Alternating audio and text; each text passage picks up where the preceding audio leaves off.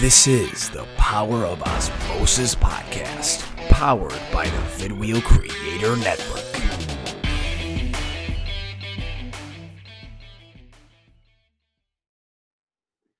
Hi, everyone. This is John Osberg of the Power of OZmosis on the Power of OZmosis video podcast, powered by Vidwheel Creator Network.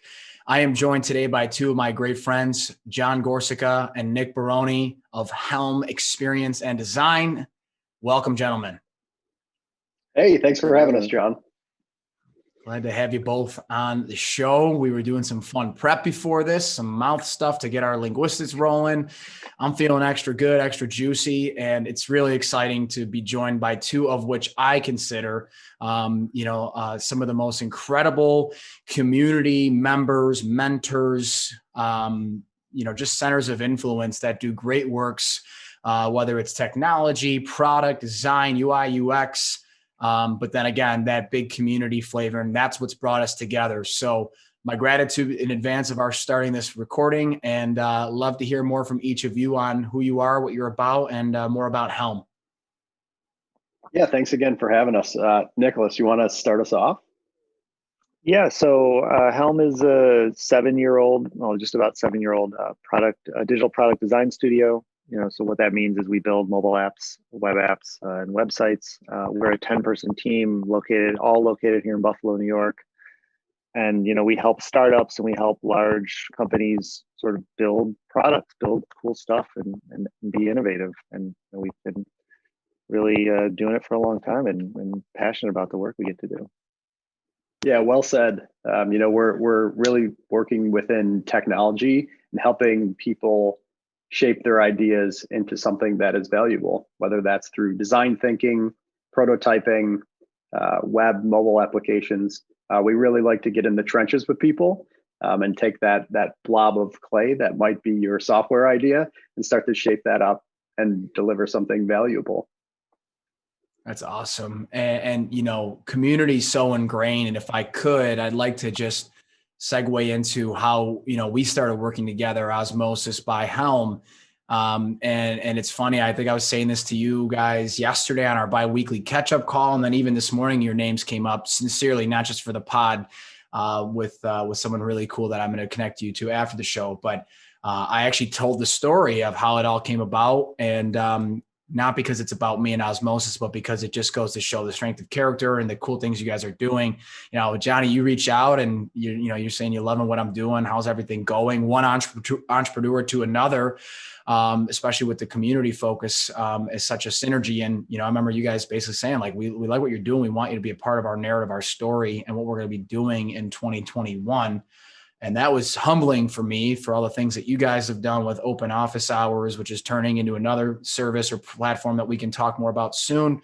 But then even to just the willingness to share insights, tips, tricks, documents, whatever, to help me get OZmosis off the ground. It's a huge, huge, huge use case for just how great you guys are. And I mean it with all sincerity, and not just to do back massages here and get you guys all juiced up. But let's start with community, and how that is such an integral part to Helm's brand and your offerings.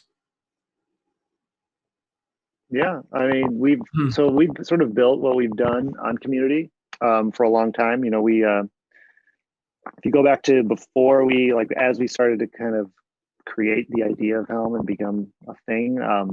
Before that, we both were either freelancing or working within the Buffalo startup community at different organizations. And, we both were founding partners or organizers for Buffalo Startup Weekend for 6 of them or 5 of them, a lot of.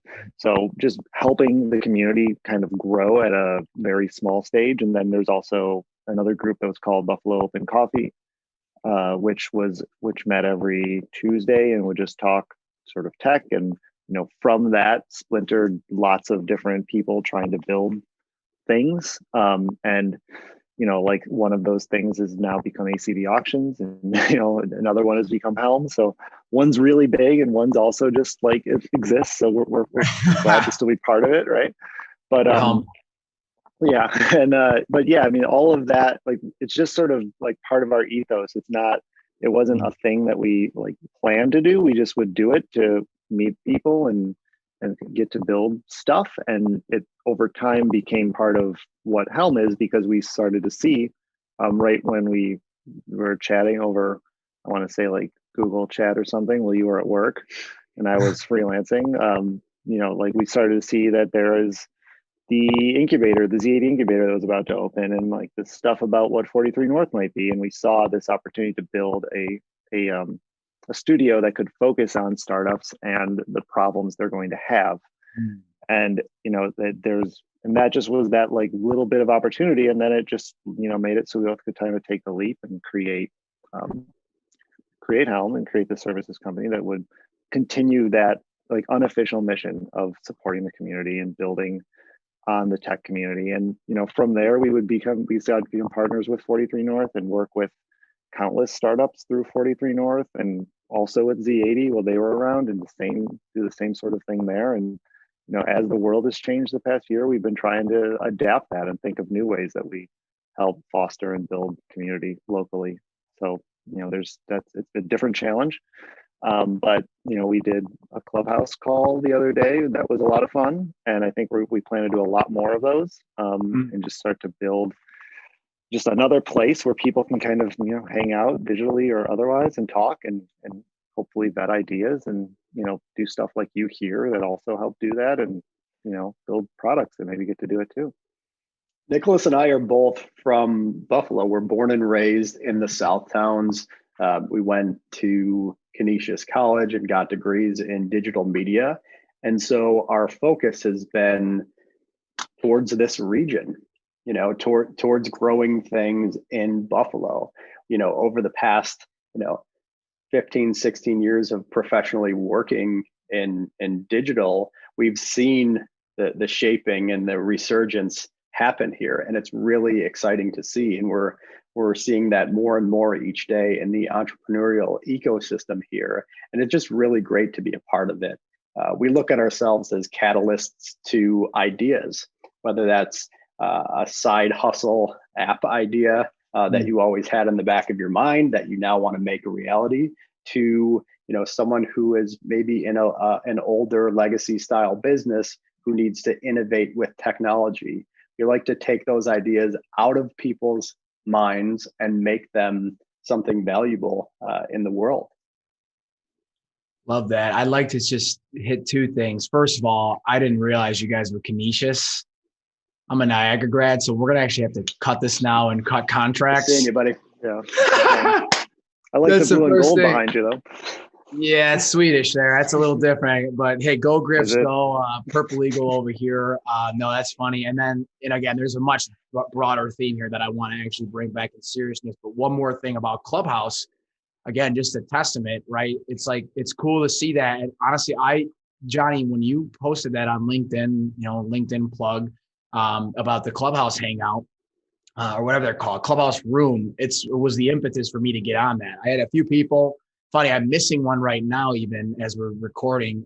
Encore Golf was doing a golf one, and Steve Colton, a friend of ours, a member of the startup scene, had invited me to join it. And he was telling me about the app and then a few others. And then I saw your thing. And again, just kudos to being the ringleaders on bringing together people that are like-minded, that are community focused, really Western New York, Buffalo, but again, still have a national reach. You've done a lot of work across different verticals, and in the folks that you're involving yourself with. Obviously, you mentioned ACV Auction. Shout out to Danny over there, their CTO, which I never know how to say his last name, by the way. How do you actually, Magnuszewski? Magnashevsky, and actually he was someone who prodded us in a Twitter chat that would create that panel. So Dan is always influencing the community, not only through his work at ACV, but through these underground channels to say, hey, let's get together in this clubhouse, et cetera. So nod to him. Cool. Yeah, 100%. Right. Shout out to Dan there and to ACV, and to then actually was it Daniel Lewis that was brought in? Mm-hmm. That's right. So yeah. Buffalo born, but out of New York, venture capital guy. Is that right? Yeah, VC opened Orange Capital and worked at hedge funds, and now it has a software company that is helping people raise money through fundraising through digital products. Super exciting. It was great to have him on. Yeah, it was cool to listen to you guys help shape the conversation, and have that. It was really engaging. It was a good showing. And, it all just ties back right to community, to entrepreneurship and passion. So kudos there. And, I'd love to hear more too of, maybe some of the earlier days to maybe last year and then into this year, right? So a progression of Helm, if Nikki, if you want to take it to start, but like, who was Helm then? Who has it become, and what's the plan going forward? Yeah. So I mean, so what year was it? It was 2015, I guess. 2014. 14 yeah. when we started. So at that point, it was just the two of us, and we were, really like we would just hang around the Z80 incubator, and more or less go from table to table and just like help whatever startup was there. So one of those was Clearview Social, and there's like the Coach Me Plus guys who we just like sort of talk with and occasionally see if there's anything. And then Dan Magnashevsky was running Z80, and he came to us and was like, hey, I got someone pitched me this idea. It's pretty cool about car auctions. And we started working with them. So like they are really one of our oldest clients, them and Lloyd taco trucks. And like from there, that really is where we began doing a lot of the work we do now, and like focusing on product and building things. And I think we hired our first employee, JB, who was an intern at Z80 for Z80 when like in late 2015 or something. We need to make this timeline. This would be helpful, I think, for the team. But yeah, like from there, then we just started hiring people. And our focus was to find people with similar skill sets to us that were like designers, developers, cross-functional, like can do a little bit of everything and just like to help shape. And from there we grew to a team of 10 people. And along the way we had like development partners and people we'd work with. And eventually we just decided to bring that in-house. And a friend of ours was available, and he's now our lead developer CTO that helps shape the dev work we do, and the super technical stuff that is beyond us. Like we definitely try to hire people that are smarter than us, which isn't that hard. And we just have this incredible team that can build anything. So they're just like, we talk to someone and they're like, hey, can you do this? And the answer is always yes. We just have to figure out how. That's a lot of what we've turned into, and it's exciting every day to kind of see it. Yeah, just to echo that, it's fun to have that answer, right? To say, hey, can we build this? Can I make this happen? And it's truly yes to almost anything people say. So the conversation turns to, should we build this? And then when should we build it, right? Do you want a ton of risk and expense up front? Or do you kind of want to minimize that, bring it to market, and create a learning cycle with whoever your customer is? And that's a lot of that molding of that shape of clay that I mentioned at the top of this podcast. We're in the trenches. We need to figure out a lot of these specifics around what should be built, when we should build it, how big it should be, how it should get to market and gain adoption. And that could be an early stage idea that is first product MVP to market, or something that is within a larger organization that is looking to innovate. And Nicholas and I are both designers by trade, and we really are a design first thinking company. But with full stack development abilities, we create the package that you can take something from 0 to 1 with greater chances of success. That's too cool. That's too cool, man. And, we in our conversations prior, was perfect timing with our catch up bi-weekly yesterday. We talk about impact, we talk about legacy. What do those words mean to the two of you, in that and I could see this marketing thing come. I'm not a marketer. People think I do marketing, but I can see this like kind of this content piece come out of this, where it's like shaping community through tech, through design, right? I think, that just kind of came to my mind as I'm listening to here live. What does impact and legacy mean to the two of you and to Helm? We like building things. And Nicholas kind of mentioned this about the team at Helm. They also like building things. It's not simply a job. It's things that we do at night. You know, I have 2 kids. I'm still up at 11 o'clock at night tinkering, right? So the idea that we can continue to build things and bring things of value into the world is a driving force, right? This creates opportunity for people. An idea, everything around us is simply an idea in your head until someone makes it a reality. That from that flag to the lamp to this Seinfeld set, it's just an idea, right? And someone brought it into the world. And we really take that as our duty here in Buffalo, first and foremost, and really for entrepreneurs to give them the opportunity to create wealth and help others. So when we think about legacy, we think about planting seeds, right? Each product we build, each technology company that we help shape and form over its first 5 years is a seed like a tree.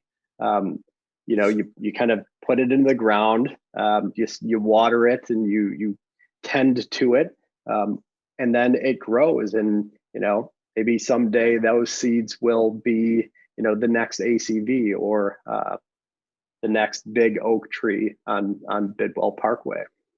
Sweet. That's so well said, brother. Nikki, you want to take a stab at that too?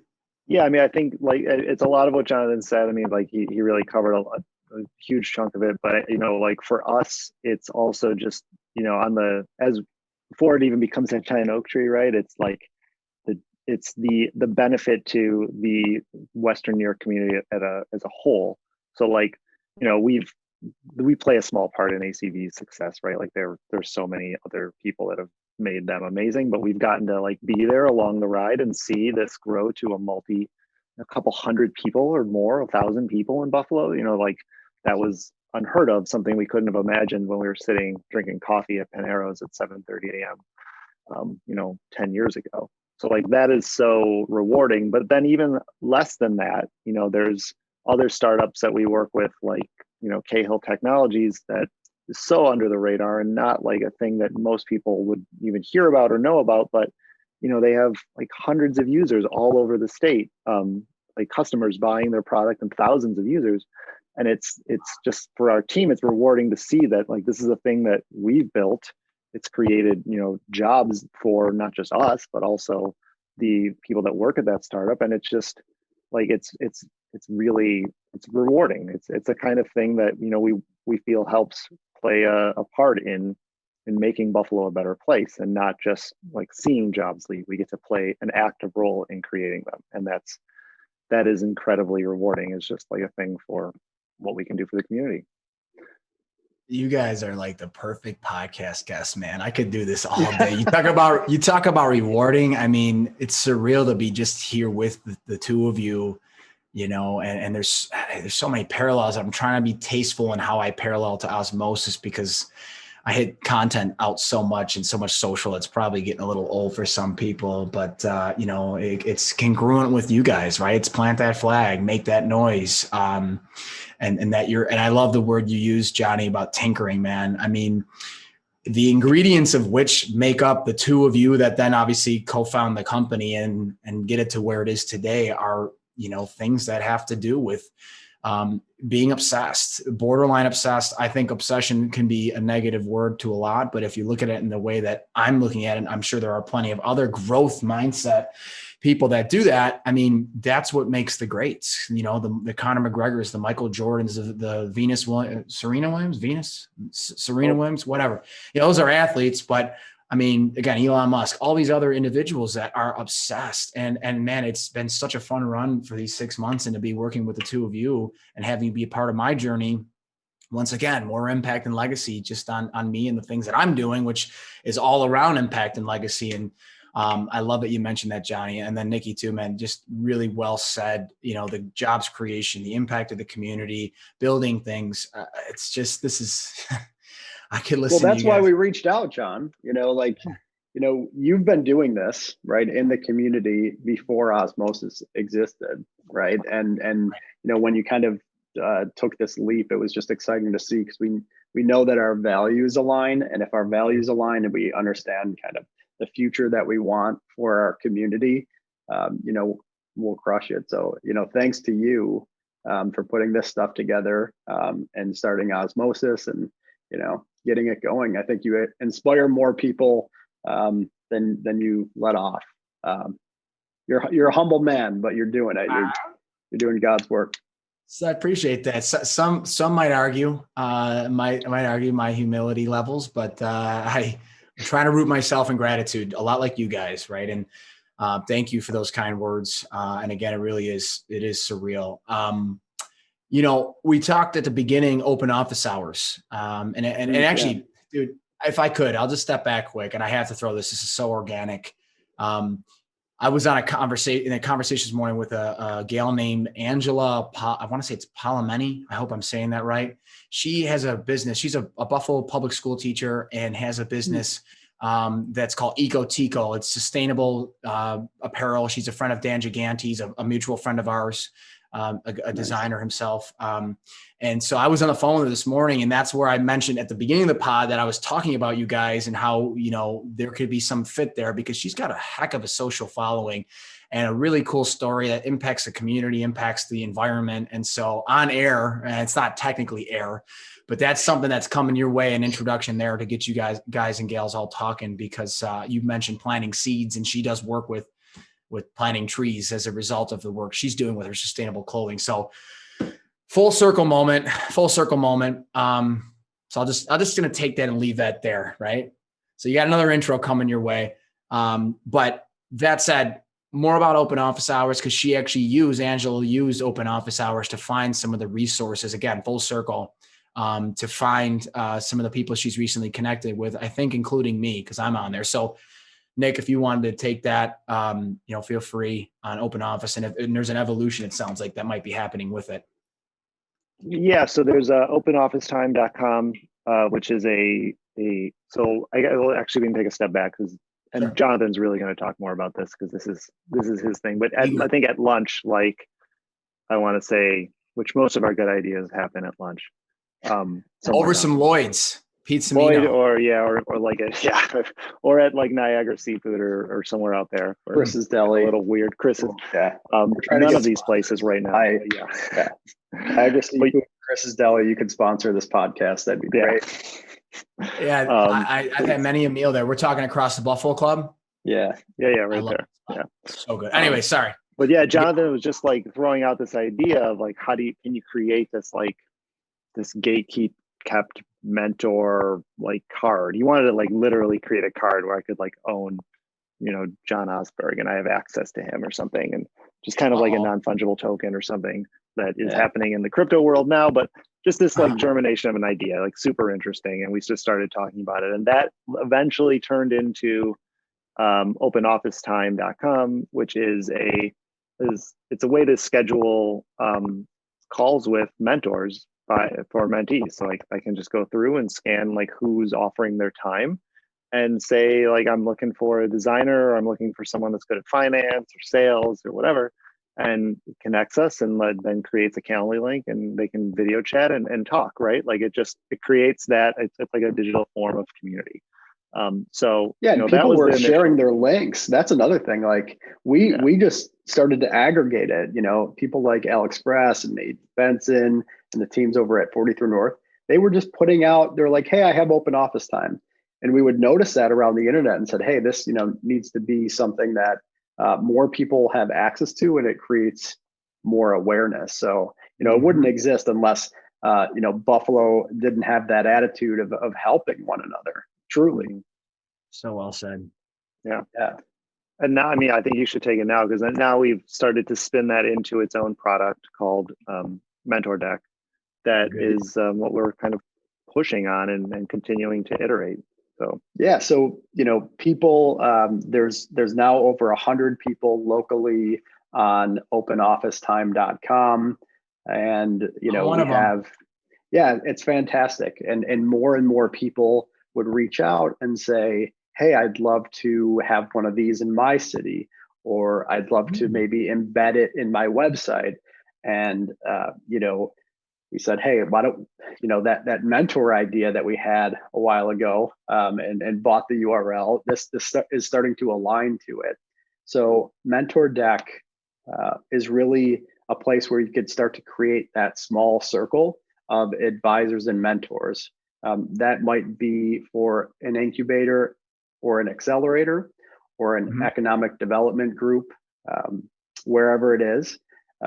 You get to create your own deck. You get to gather your mentors and then invite people into your deck who might find value in it.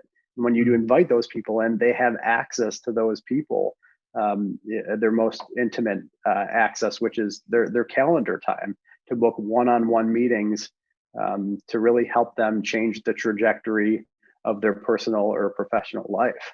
And it all aligns to our values of like helping Buffalo and creating communities. And we've noticed that, networks like, LinkedIn and Facebook, anything social like this, they grow and grow and grow and become very opaque and diluted. So we're in a way in the face of that with Mentor Deck. We want to provide people the ability to create a small circle, a deck that creates high value interactions over time. So yeah, you can check that out at mentordeck.com. I'd love to give you a demo. Not to sell it, but yeah, I can't. Well, I want a demo, and I can't wait. We'll, that's live. Yeah, the site's live. We've rolled out a few instances now, and we have even more people interested in creating their own decks. Sweet. And I will include that in the, areas we put this podcast out to so that folks can get access and check it out. And if I could, I have to, conversations just today, there's this gentleman, John Bordage, who is a friend and mentor of mine, and he is former butler to the Queen of England and just a social intelligence, networking, relationship expert, leadership development, whatever. And he came to me in the summer of 2020 and said, John, you need to start what he called at the time the Osberg Group. And this is my first time really sharing this publicly, so I'm excited when we post this. But it's a lot of what you're saying, Johnny and Nick, in that you are amassing a group of individuals who are experts. First of all, it's like, it goes back to Benjamin Franklin. He had a group called Junto, Junto, and he amassed business and civic leaders to come together and address, societal issues. And they pool, it's basically a brain trust of sorts. And so it's just, I can't help myself because I didn't even think of that until this morning. That came up again in a conversation. And then here we are talking about this incredible product, this incredible portal that you've built. I can't wait to check it out. So we might have to have another, maybe we'll have an offline conversation about this. Definitely. Yeah. We'll get you spun up, man. I think, the Ben Franklin thing is great. And it, again, you've ever heard of Junto? Yeah. I have, and it's fantastic. I love the tie. The original Open Coffee Club, I feel like, was that. Nicholas can talk a little bit more specifically to guys like himself, Mike Canzaneri, Dan Magnashevsky, Steve Poland, who all just got together, and it was that meeting of the minds. And we're intrigued on how we might enable people to create more of those themselves with this little technology product. Unbelievable. Nikki? Like, you guys would just get together and talk tech, right? You would meet up at Panero's, right? Yeah. So it would start as like 5 or 6 people, mainly the ones you mentioned. And it was just like, almost Steve would just read down, like, here's the most recent articles in TechCrunch. Like, here's what's happening. Who has ideas? And, someone like, the Wivitz brothers from Coach Me Plus would be like, hey, we have this collector's proof idea we're working on, or now we have this workout thing we were sort of thinking about. Wasn't Andy Hakes there from Air Expert? Andy would show up. Yeah, they would bring, like, the second order consequences of having a group is what is the benefits. Because so now, like, I forgot if it was Magnashevsky or Cans, but someone invites him and says, hey, you should go talk to this group, and now you just opened up his network to be twice as big. And now like he then brings someone else and it just kind of splinters. So yeah, Andy was with Air Expert would came and early on was he had this like crazy giant prototype. This was like before you could easily build the app version of something.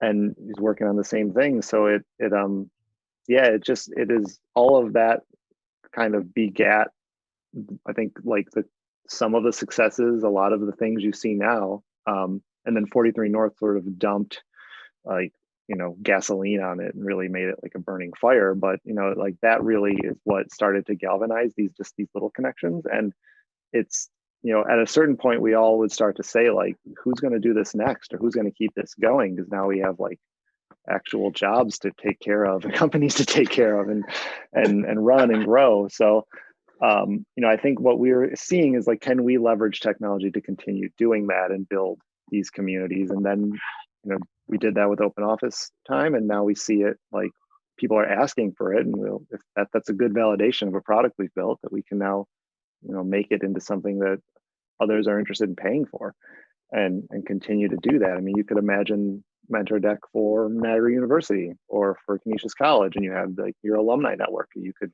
ping, you find or whoever. Endless. Absolutely. I know.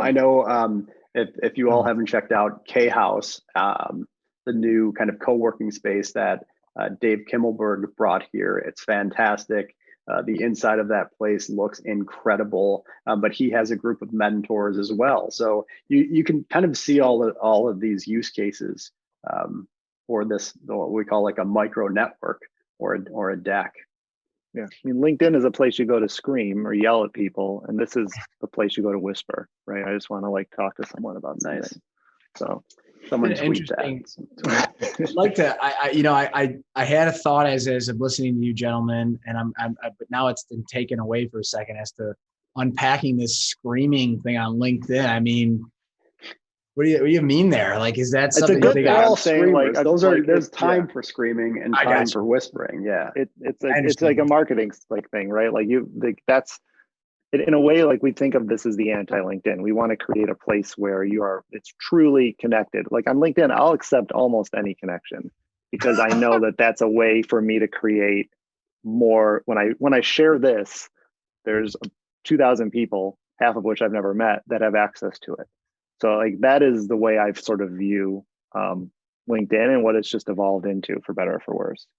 Well, and just to add, I love that. And yeah, LinkedIn, I'm a big, as you know, LinkedIn fan fiend. This is congruent though with chasing clarity. It's something that, again, I've come in my life through some friends like Yoga Steve Procknell and some other folks who are really mindful and mindfulness, yoga, meditation focused. And what you're saying from what I'm seeing on my side of the screen is that, yeah, LinkedIn, right? It's broad. You can get a message out there. It's exciting. It's great. You can have some connections. And honestly, I wouldn't be sitting here with you gentlemen without LinkedIn, but it's more like a shotgun approach than it is a rifle. And in the chasing clarity theme then is really evident in this mentor deck and in Open Office, because it's like, I can be highly intentional with who I connect with. These are people that are proven resources, and you can then speak with them on X, Y, or Z on their expertise. And then you can have that whispering in effect. So I dig it. I dig that. And clarity is everything. I'm on coaching calls this morning, giving advice out, or alleged advice to folks. Yeah, like LinkedIn can be the audience, right? People, Yep. It's less about the two-way conversation. But John, when you have a meeting, one-to-one with, someone you're mentoring, there's more of a connection there, right? It's more 100%. Intimate conversation. So, we just want to create more of that. Yeah, and it's certainly here in Buffalo, right? One meeting can forever change the trajectory of a company or an individual. And if we could create more of those special meetings, it's going to have an incredible impact. It's amazing. Like, yeah. Who has been big influences in your life? Like, did you have stages of your life that you were like, when I was, 18 to 21, I really looked up to this person and they helped me get to this stage. Now, at this phase of your life and career, this person helped them. I'm curious who has affected you in a positive way, whether you know them personally or not. I certainly appreciate you flipping the script on me. I think out of the 20 podcasts I've probably done, this might be the first time. So thank you. I'll do it in a couple kind of phases of life, right? So you got 0 to 18, even 0 to, till even now, but specifically then my father. He taught me to, and I'll make this quick, boys, but he taught me to, when you see someone, my dad's a psychologist, by the way, but is his vocation. But when you see someone doing something that's congruent to what you love and you're passionate about, you do everything in your power within legality and not being a stalker, right? To, as he called it, attach yourself to their coattails. So my dad ingrained that in me. He showed me what passion's all about. He showed me what sitting at my desk now that I have my own, baby here that I'm nurturing 80, 90, 100 hours a week. The guy's 65. He still sits at his desk killing it in psychology related work. It's amazing for 100 hours a week. Point is, he taught me that. So great use case for a mutual friend of ours, John Gavigan. I am at the time 22, and this is where I'll finish, but 22 years old, 23, just learning about 43 North. So it's a perfect time. This was his first year at the Helm, 2015, at Shays. He's on the stage, and oh my gosh, he's magnetized. And I said to my cousin and 2 others with me, I remember clear as day, I said, I need to get to know that guy, and I'm going to get to know him no matter what it takes, without being too much, right? So I was intentional about how I approached him. And then I received the tutelage of one of the best, in my opinion, from age 20, let's call it 23 to right now where I'm 29. And, we've not had as much contact lately because of stuff going on with COVID, but you talk about an influence on someone, seeing the way the world works from his lens. He's giving it to me in his eyes and his mentoring. You said it'll forever alter the fabric kind of your life of the impact. That was literally said in a video before I got on this with you guys on YouTube, motivational stuff, quote. And it's true because John did that, and so did my dad, and so have you guys, and so many other countless fantastic people all in the Buffalo, New York community. Gavigan, you're right. He's magnetic, right? Like the smile on that guy's face when he comes into a room, it's just like blasting energy into anybody else in the room. I'm curious. So how did you kind of get in his wheelhouse when you first saw him on stage? Were you we're at the same place for lunch 3 times this week? What did you do? Yeah. No, I actually, that night I was so inspired and felt so compelled. I actually beeline for him. And I just, like typical Johnny Osmosis does, right? Just goes for it. And I went in and I said, nice. John, I had no idea who he was. No, I had never heard of him before. And I was so moved that I said, John, what you just did up there was so inspiring and so just incredible and aligned with so much of what I believe in. I was just giving love, giving praise where praise is due. And, he was taken back and he could tell there's something here in terms of a friendship, mentorship. And so I just followed up maybe not long after that on LinkedIn, like I do, hit him up there, connect. And then I was messaging with him. I could still see the messages clear as day. I was so excited, right? I was fanboying as a 22, 23-year-old to this dude, Johnny Gavigan. So shout out to JG. He's incredible. That is for sure.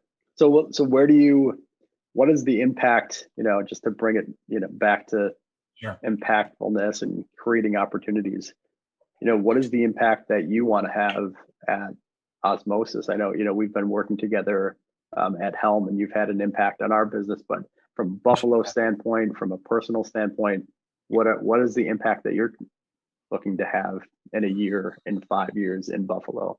What are your oak trees, Johnny? As distilled as it can be. And it's as clear as day to me. And it's never been clear. I almost get emotional talking about it right now. Cause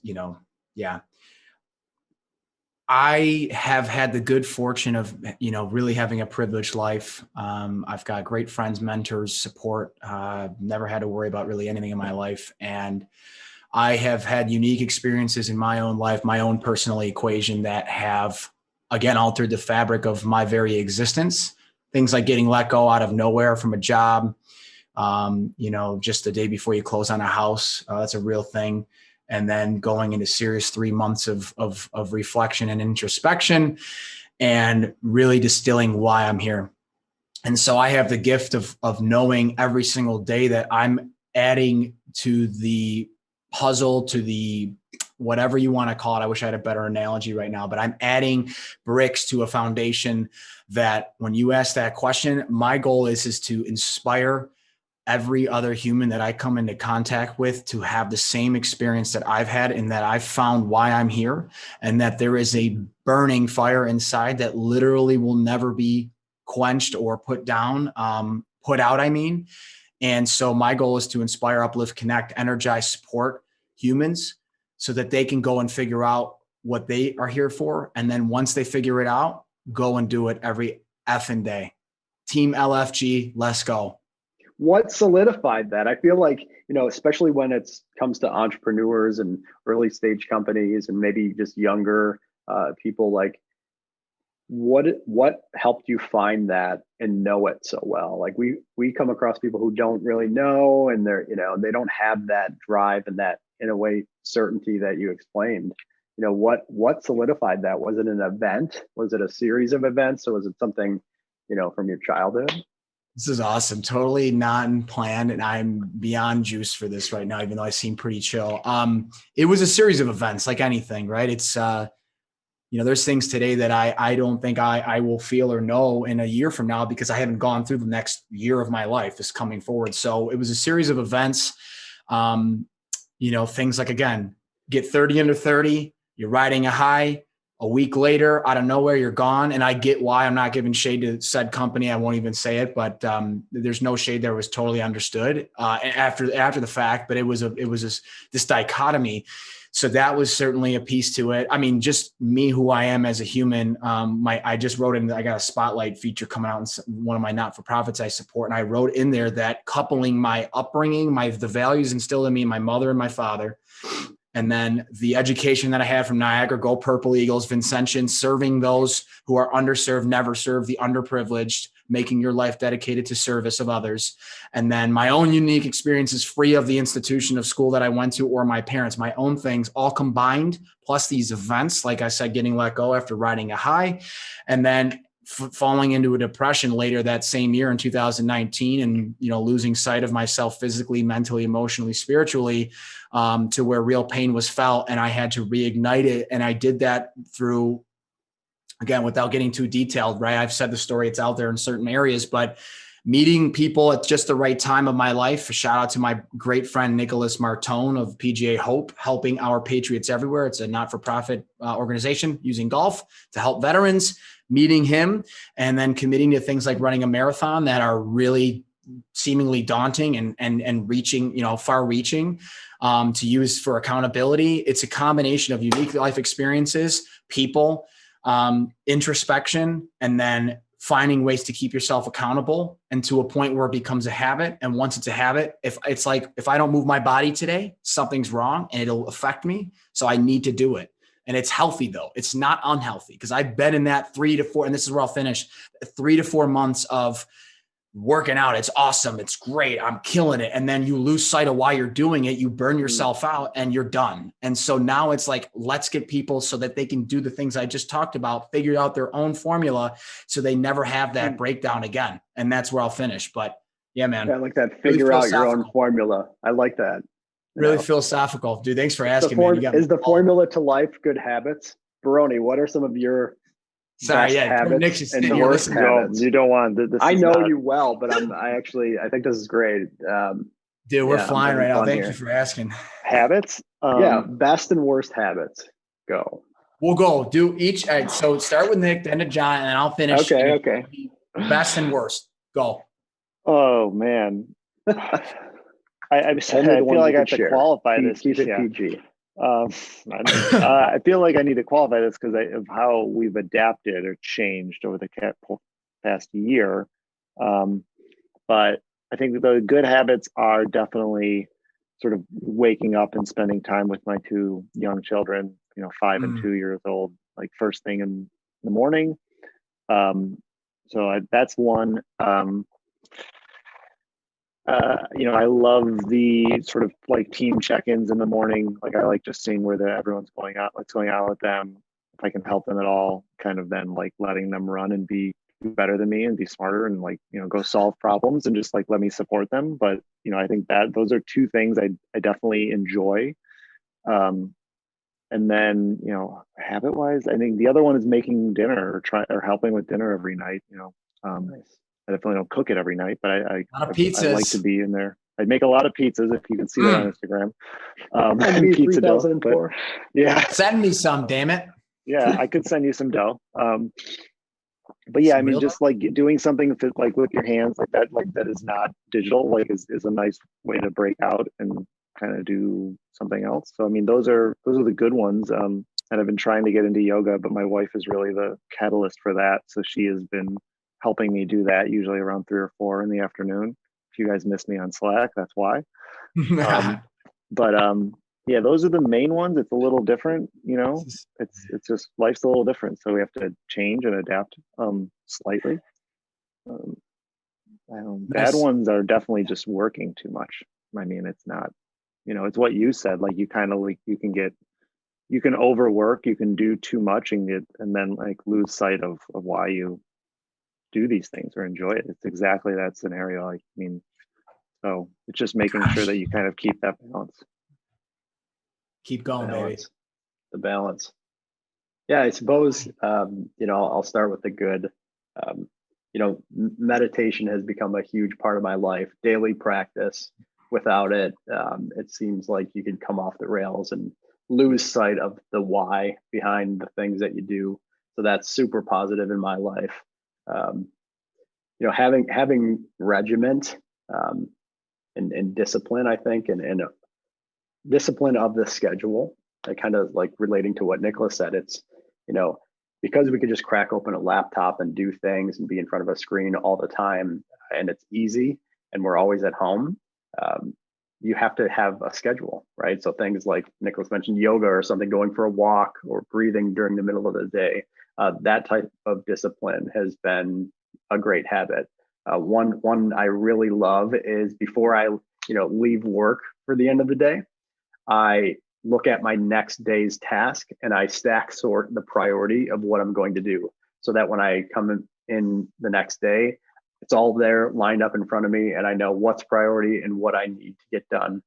So you can just chop through it so you don't like waste that mental energy. That's like a really nice habit I've built. Some of the bad habits, I think through 2020, I feel like eating at night and sweets. I'm just like, the world is crazy. Johnny. Where's that chocolate bar? I know I got to get the Whoop.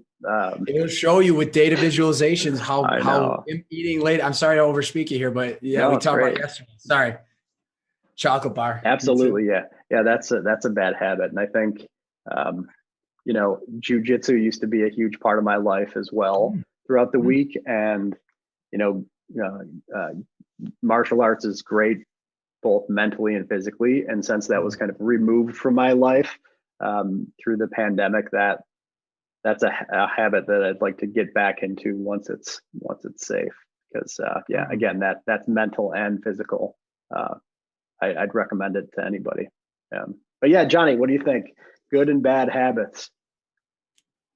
I mean, people are going to watch us and say, this kid needs to get a hold of it, a grip of it. I just like listening to you guys talk. It's like, I already knew we were so similar and so synergistic in nature, but I mean, the discipline and the passion and the breathing I mean, dude, it's everything that it's everything that I research and talk about and write about and podcast, whatever. And, just amazing. I mean, totally had no clue, podcast world, Osmosis watchers, listeners, that this is where we were going with all this, which is fantastic. So I'll make it easy and brief. And then I want to do some takeaways from you guys and with a highlight to something. But for me, I would say I'll start with worst habits. Again, not sound like it's scripted, but it's very similar to what you guys said. It's that over engaging with work because of the passion and love for it, which then eventually gets to a point where your brain hurts and your eyes are drooping or whatever it could be. And, I come upstairs and my eyes are bloodshot. It's like,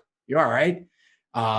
but I'm so excited about what I'm doing. And so I would say, I'll make it kind of two things. It's that, and saying sorry for my energy. That's really disrobing and getting candid.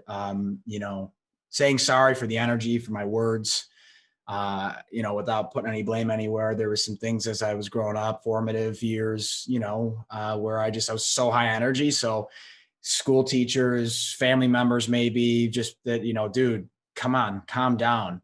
And it's taken me time to unpack years later that so much of why I'm here is because of energy. So I got to still work on that. And then the best things, 300 ounces of this a day. And I wouldn't recommend that for everybody. If you're moving the way I move, that's probably a good idea. They typically say if you're somewhat active, get an ounce per pound. So I'm well above that. And so a lot of water and discipline. And that's rooted with what I'm eating, what I'm taking in, my disdain for mainstream news and staying away from it, negativity, and being really intentional about what I put into my brain and my body. And just breathing too, dude. The breathing thing has changed the game. I confided in you, and this is where I'll actually finish. I confided in you guys, to more candor about being stressed and wanting to make sure I deliver for you guys and for other companies and people. And, again, back to the Whoop shout out, my data was terrible. If for anyone who's a Whoop listener or follower or whatever, I was in the red like every day, and then maybe at a yellow every now and then. And that's bad.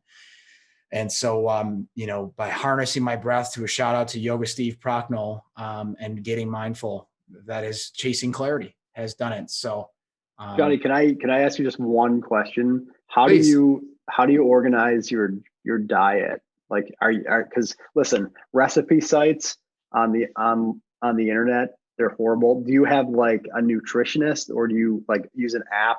Just like before you move on, I need a quick insight. Yeah, man, I'll be quick. Yeah. So Eat Right locally, meal prep service. I'm trying to think, who's that? Mike. Geez, I should know Mike's last name. Forgive me. But Mike, Italian last name, gentleman, great dude. He's got 2 locations, Niagara Falls and then kind of Buffalo. Nice. So kind of both ends of the spectrum in a way, in terms of locations. Meal preps. Yeah, meal prep stuff. Okay, cool. Meal prep stuff. And I wish I had a nutritionist maybe one day, like TB12, like that shirt I was wearing. Tom Brady's got his stuff. But yeah, I would say meal prep stuff's great. Yeah, I mean, YouTube, obviously you guys are such great researchers and stuff. So meal prep is helpful though, because it's in one bin, right? You get this one meal. They're usually fairly reasonably priced, I should say. And makes it really easy. It makes it hard to make an excuse to say, I got to go cook. Now, it's good to tandem that with, your own meal prep, which is something I got to start doing more to be smarter with my budget. Okay. But yeah, meal prep stuff, meal prep services, Eat Right, shout out there. Their food is fantastic. They got all the macros and everything you need to know right there. And nice. Yeah. So I like that. Cool. Thanks for flipping the script. Sorry. I just, no, thanks. These are all sincere questions. Like we level up from you, from these tips. So we appreciate it. Well, I'm leveling up. We're all leveling up, man. That's what growth mindset's about. So takeaways, I want to do this. So we would not be sitting here, all of us together, whether it's the connection between the two of you up top and us, and in our own unique path and ways, without one word. It starts with a G and it ends with a G. And it's someone we've already talked about a lot. Does anyone have a guess? It was Techstars. It's a Techstars. One of the component of their phrase is this word, G, and then a G to end it. Giving. Sorry. I was thinking give first. Stupid. Yeah. Well, that's the phrase, right? Yeah, totally. So giving. Sorry, that was dumb. But so we're all sitting here because we're givers. And I'm happy to say that. I don't think I sound arrogant saying that, but we're here because we're givers. What are some takeaways for our audience here, whether they're entrepreneurs, ex-entrepreneurs, aspiring people that are just into community, passion projects? What are each of you, whatever number you want, the floor is yours, but a takeaway or takeaways for our watchers and listeners? What do you think, Nicholas? In terms of giving, when you give, there's that like axiom, you give and you get more than you give. So I think like for for anyone that's starting something, that by putting yourself out there and just offering help or whatever it is, it pays much more in terms of what comes back, because you're just that's how it works. I don't know like how to more eloquently say that. I think the other thing for entrepreneurs that is really important, and we see this all the time, is to tell people your idea, tell everyone you can, talk to everyone you can about it. It's not this like precious secretive thing. It needs like feedback and air, metaphorically speaking, to breathe and kind of become real. And I think like that's just, you have to sort of think it into existence before it can even get there. So you have to talk to everyone you can. And by doing that, you then get connected to someone like you or someone like us that's like, oh, they can build that, or they could help you maybe not build it, but talk to the next person that you need to hire or you need to bring on board to do it. So you just need to like put yourself out there and talk about the thing you want to build, like whatever that is. And that's what we miss at like not having tech events, I think, is that those connections are really great. And that's, like what we try to facilitate now virtually. So well said, dude. Yeah. Mine's a bit like maybe the evolution of that, but I think it's, and you see a lot of, you need discipline and you need structure, and that's all great. But the thing that I think entrepreneurs and, people innovating need to think about is practice. That each day is practice for the next. And you can't look at the past as failure, as something that stops you from moving forward. So you have to try again, try a different way. To build off of Nicholas, try sharing your idea a different way with a different value proposition. Try building your product in a different way. You need to do this over and over and over again. Build a company after company after company, regardless of the previous successes. You have to practice every single day, both as an entrepreneur, as a product builder, and as a human. I think, Johnny, you mentioned struggles in your life. It's easy to kind of get into the darkness, into that mindset and say, oh man, this all sucks. And you have to get up and just practice again, do that one more lap, one more iteration, start day one and then do it again and just go in cycles. And soon enough, your ability will start to match your taste. And, maybe the 150th time you've done a repetition, someone notices and says, this is something special. And it seems like an overnight success, but they don't see all of the iceberg under the water. So practice everything. Gosh. Yeah, guys. I got some jokes I wrote as notes to make about you, John, and you need to get your own podcast, man. I mean, you two, not to give you love either, but I don't want one. I know you don't, so I stay away. Join us on Clubhouse. Johnny, man, I need Clubhouse events. I see you putting out there. I'm all over those. I mean, I'll be there if it's every Monday with Dan Mag and team with ACB and you guys. I'm all in on that at 5:00, whatever. But there's something I want to say as a quote. There's two quotes. So, suffering ceases to be suffering when meaning is found. Viktor Frankl, Auschwitz survivor and author. And then the way that you can combat suffering is by putting others in front of you in service. You're putting yourself in service to them, because when you're suffering, you're mainly focused on you. And if you help someone else, someone I talked about in the podcast shoot I did yesterday with a great friend, Kevin Schmidley, who you guys are aware of KeyBank.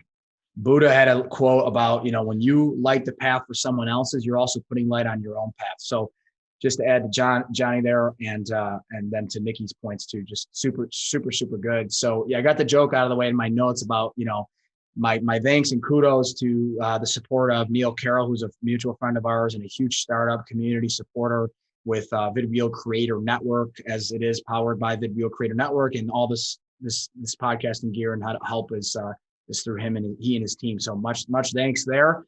And this officially is the longest podcast I've ever shot.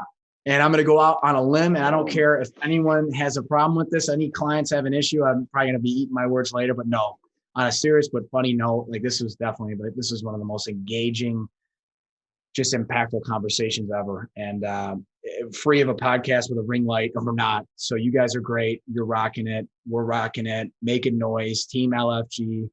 Thank you for being here, boys. Thanks for having us, John. Thanks. I think this is super fun. I mean, good to break some records too. Who's the next? Now then somebody's got to level up. Yeah, I agree there. And I should be remiss to not say, how do we find Helm? And that's where we'll finish. Where do we find you guys and gals?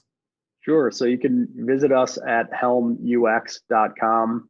Just Google that and we'll come up. And again, check out mentordeck.com for our community product. And thanks everybody. For watching, and thanks Johnny for having us. This has been great. It's a little trifecta here. This is something. Nick, against your will, Nick. Hove, against your will, Nick. You're going to be on the show. Dang it. Yeah. No, thanks. This is awesome. I'll pay you in pizzas, homemade pizzas. I'll start making. Perfect. I can't wait to teach you. Thanks. It was awesome. Thanks for just having us and taking the time to kind of do this and put it out there. The more stuff like this that's out in the world, the better it is. Dude, I couldn't agree more. Well, excited. Thanks again. And as I always like to say, it's been said a couple times to the listeners and watchers, keep going. Johnny OZmosis down the Oz Cave out. Take care, everyone. Thanks.